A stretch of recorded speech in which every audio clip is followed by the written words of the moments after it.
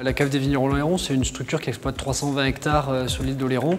On a 15 viticulteurs adhérents, donc Franck est notre président.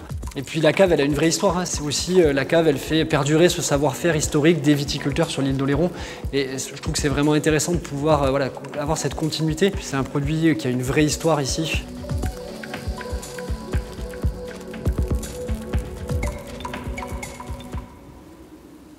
Je suis la 4e génération de vignerons. Depuis tout ce temps, je fais du pinot sur l'île. J'ai grandi avec la vigne et je continue de grandir avec la vigne et à vieillir avec la vigne. Ouais, historiquement, c'était exactement ça. Beaucoup faisaient de l'ostriculture et des vignes. Ils avaient 2 façons de gagner leur vie.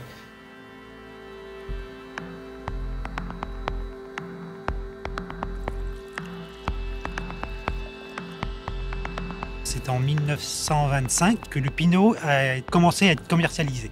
Et depuis, à Oléron et puis en Charente-Maritime, le pinot est resté dans le sang des viticulteurs, on va dire. Le procédé de fabrication du pinot, il est assez simple. Nous, donc les viticulteurs comme Franck, nous livrent le raisin à la cave des vignerons d'Oléron au mois de septembre. Et ensuite, ce qu'on va faire, c'est qu'on va faire un pressurage, on va récupérer les mous. Et à ce moment-là, on va muter, c'est-à-dire qu'on va rajouter l'eau de vie.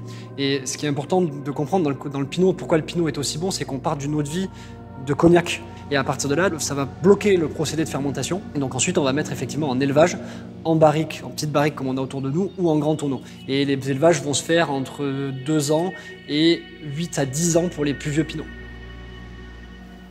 Nous sommes sur le port de la Cotinière. On travaille tout le poisson frais en poissonnerie et toutes les conserves sous la marque La Lumineuse. On travaille en famille, mon mari et moi, mon fils qui s'occupe du poisson frais, Lucie qui s'occupe de la conserverie et le petit ami de Lucie qui s'occupe, lui, de toute la maintenance des 2 sociétés. Alors, le bar, il a été pêché ce matin. Donc, il a été débarqué à la criée, on l'a acheté. On a fait le tartare, vous avez vu la recette, c'est tout frais. Et puis on va déguster avec un pinot d'Oléron. Notamment avec des produits de la mer, ça va très très bien. Et on va être pareil sur une langoustine.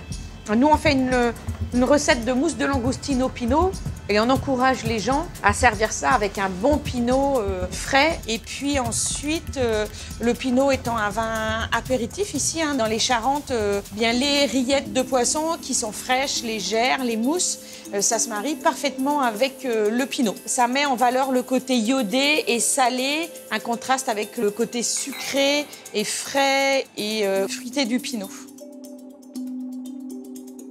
Donc là, la distillerie, nous, on tourne à peu près du 1er décembre jusqu'au 15 mars, 24 heures sur 24, 7 jours sur 7. Le matin, on remplit les chaudières, on fait une première chauffe, on obtient ce qu'on appelle le brouillis, c'est-à-dire les premières eaux de vie. Et ces eaux de vie, la particularité dans la distillation charentaise, c'est qu'on a une deuxième passe. Donc on va les redistiller le lendemain matin. Et là, on va obtenir ce qu'on appelle la bonne chauffe, le cœur de chauffe, et c'est là qu'on a nos eaux de vie de cognac qui vont nous servir pour muter nos mous et obtenir nos pinots. Alors sur l'île, on utilise essentiellement, pour faire du pinot rouge, on utilise du merlot et du cabernet franc. Pour le pinot blanc, on va utiliser essentiellement l'Igny blanc. La typicité de notre terroir, c'est cette proximité de la mer. C'est ces vents en permanence qui vont à la fois assécher, donc nous permettre d'avoir un état sanitaire qui est plutôt bon dans nos vignes. Et voilà, ici, on dit toujours que dans nos pinots, dans nos cognacs et dans nos vins, on a toujours une trame iodée qui est certainement liée à l'embrun et à notre terroir ici qui est très atypique, quoi. C'est quelque chose qui, contrairement à ce qu'on pense, des fois on pense que c'est juste sucré, mais ça a bien plus que ça.